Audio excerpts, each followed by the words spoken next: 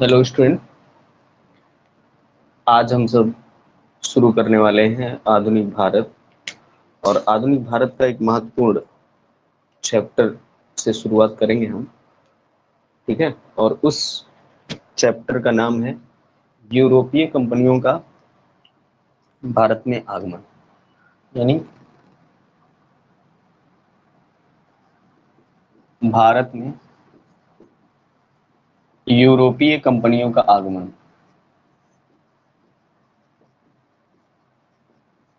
कंपनियों का आगमन, यही हमको पढ़ना है, यहीं से शुरुआत करनी है।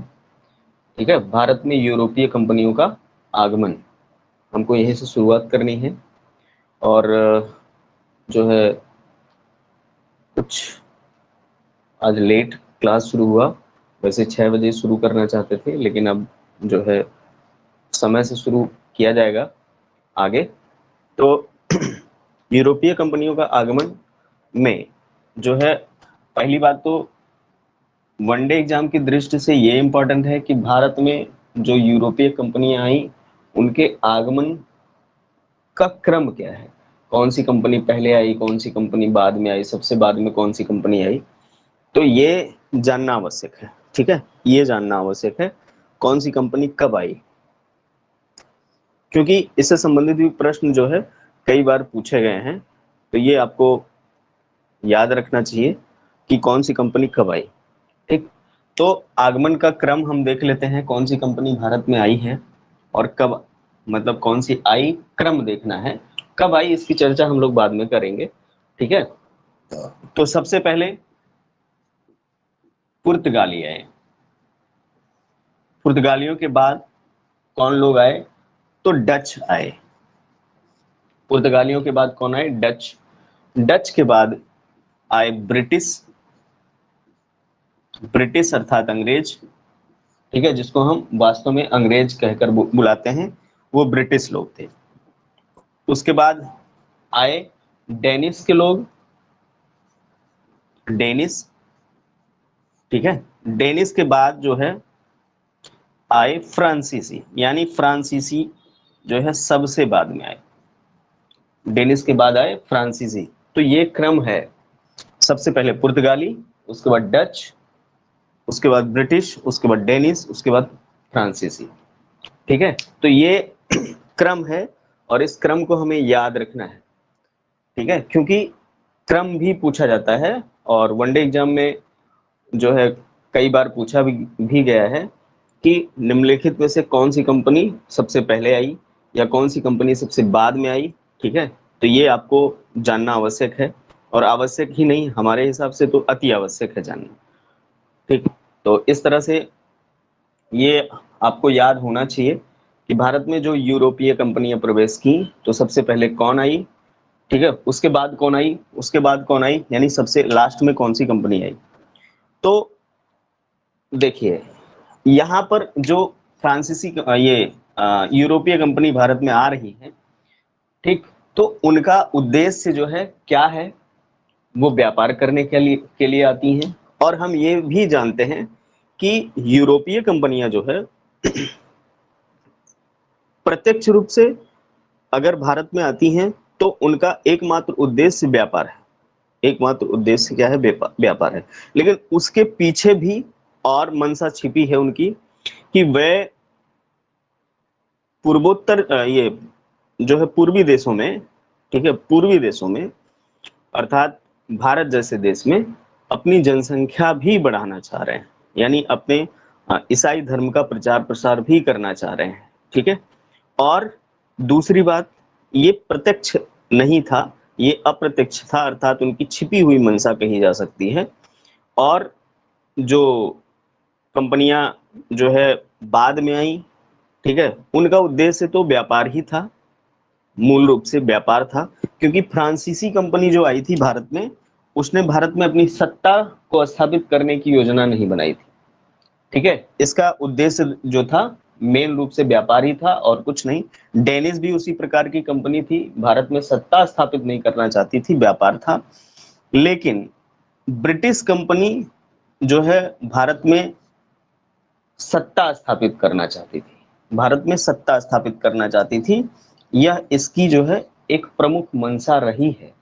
ठीक है, पुर्तगाली व्यापार में जो है अपना एकाधिकार बढ़ाना चाहते थे, यानी पूर्व देशों के साथ जो है व्यापार में वो एकाधिकार बढ़ाना चाहते थे, अर्थात जिस पर अरब देशों का प्रभुत्व था, यानी पश्चिमी देशों के साथ जो है अरब देशों के माध्यम से ही व्यापार होता था भारत में, तो जो अरब देशों का प्रभुत्व था, ठीक है, उस प्रभुत्व को ये समाप्त करना चाहते थे ये जो पुर्तगाली थे।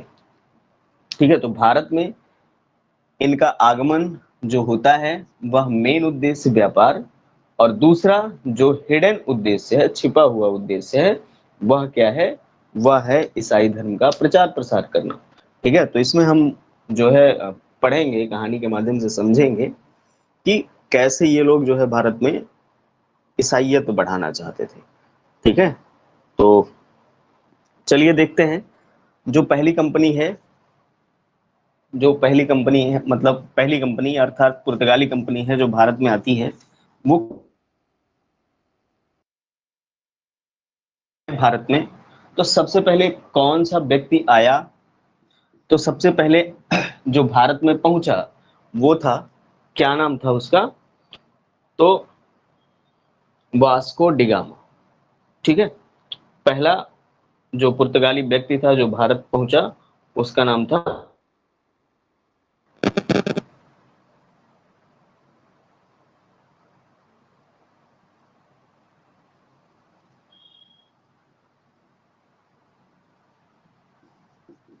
Vasco da Gama.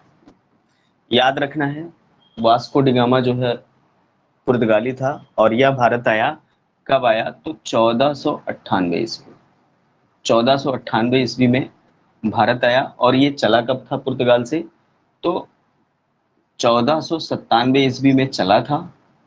ठीक है, और 1498 ईस्वी में यह जो है कहाँ पहुंचता है, तो भारत पहुंचता है। ठीक है, 1498 ईस्वी में यह भारत पहुंचता है। तो जैसे देखिए, एक छोटा सा मैप देख लेते हैं। ठीक है, मैप के माध्यम से समझेंगे तो ज्यादा समझ में आएगा। जैसे ये है एक देश, इटली, भूमध्य सागर से संबंधित है। ठीक है,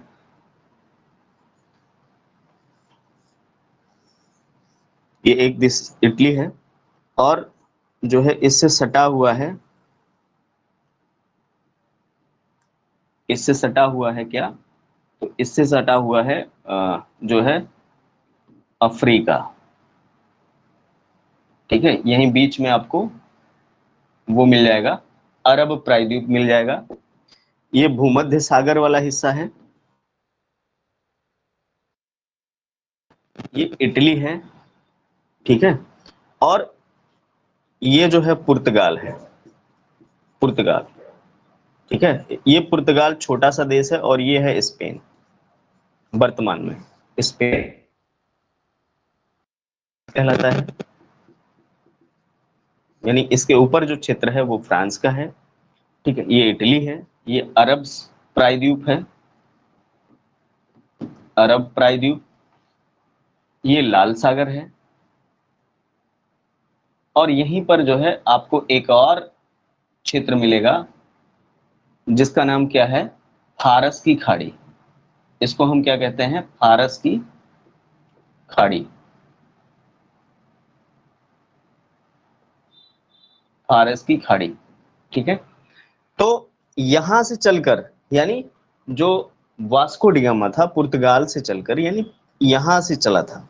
ठीक है, यहां से चला था, और इसके सबसे दक्षिण वाले हिस्से में, यानी अगर हम ये जो अफ्रीका महाद्वीप है, अफ्रीका, इसके सबसे दक्षिण में एक देश है दक्षिणी अफ्रीका के नाम से। ठीक है, तो चला यहां से था। ठीक है, पुर्तगाल यही वाला हिस्सा है। इसके इधर जो है अटलांटिक महासागर है,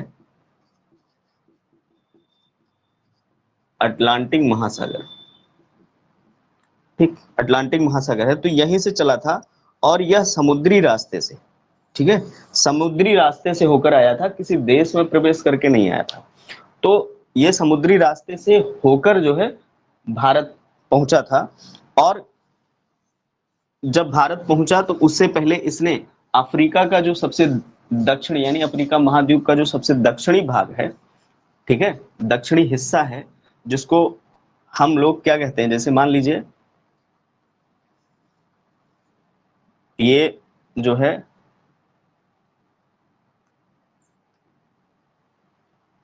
जैसे मान लीजिए ये अफ्रीका है, ठीक, अफ्रीका। तो इसके ऊपर वाले हिस्से से चला था ये, इसके ऊपर वाले हिस्से से चला था, ये अफ्रीका है, ठीक, अफ्रीका। यहां से ये चला, यहां पर पुर्तगाल था, यहां से ये चला और इस रास्ते से आया। और यहां पर एक केप है, केप, जिसको क्या बोलते हैं, Cape of Good Hope, of Good hope,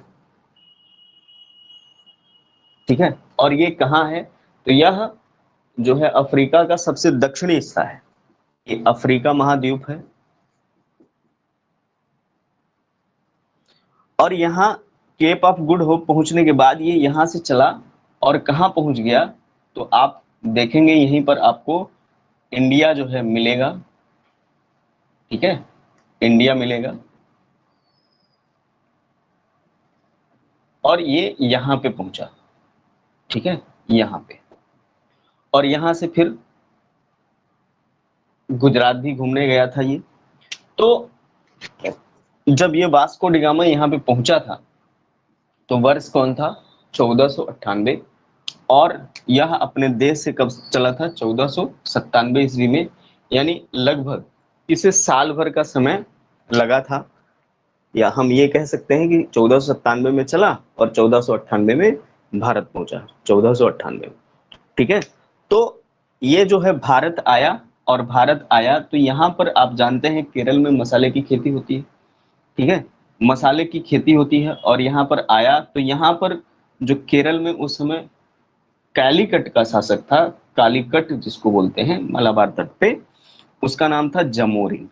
Zamorin जो है एक उपाधि थी, यानी वहां के शासक को जमोरिन के नाम से जाना जाता था, ठीक है। बहुत सारे लोग कहते हैं ये जमोरिन नाम था, ठीक है, लेकिन जहां तक जो है प्रमाणिक पुस्तकें हैं, वो लोग जो है जमोरिन एक उपाधि को कहते हैं। और ये हिंदू राजा था, हिंदू शासक था, ठीक है, हिंदू शासक था। तो जब यह भारत आया तो किसी के सहयोग से ही आया होगा, किसी के सहयोग से आया होगा यह भारत, ठीक है। तो किसके सहयोग से आया, तो एक गुजराती पथ प्रदर्शक था, गुजराती पथ प्रदर्शक था, जिसका नाम था अब्दुल मजीद,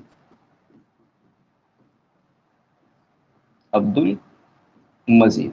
उसकी सहायता से यह जो है भारत आया था, ठीक है। सहायता अब्दुल मजीद ने की थी, गुजराती व्यापारी या पथ प्रदर्शक कह सकते हैं, ठीक है। यहीं मिला और यहीं से इसको कहाँ ले गया, भारत ले गया। यहीं पर आप देखेंगे तो मेडागास्कर एक द्वीप है, मेडागास्कर के समीप से होकर लेके गया था या मेडागास्कर से होकर लेके गया, ठीक है। तो इस तरह से आप जो है इसको याद करेंगे।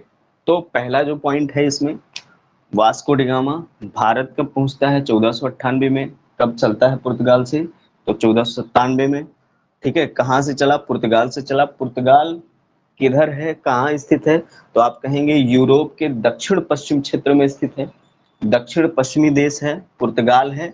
और उसके बाद पुर्तगाल के बाद स्पेन है, ठीक है, पुर्तगाल है, स्पेन है। और पुर्तगाल से चला, ठीक, और अफ्रीका के तट से होता हुआ, यानी अफ्रीका के पश्चिम से होता हुआ कहाँ पहुंचा, केप ऑफ गुड होप में।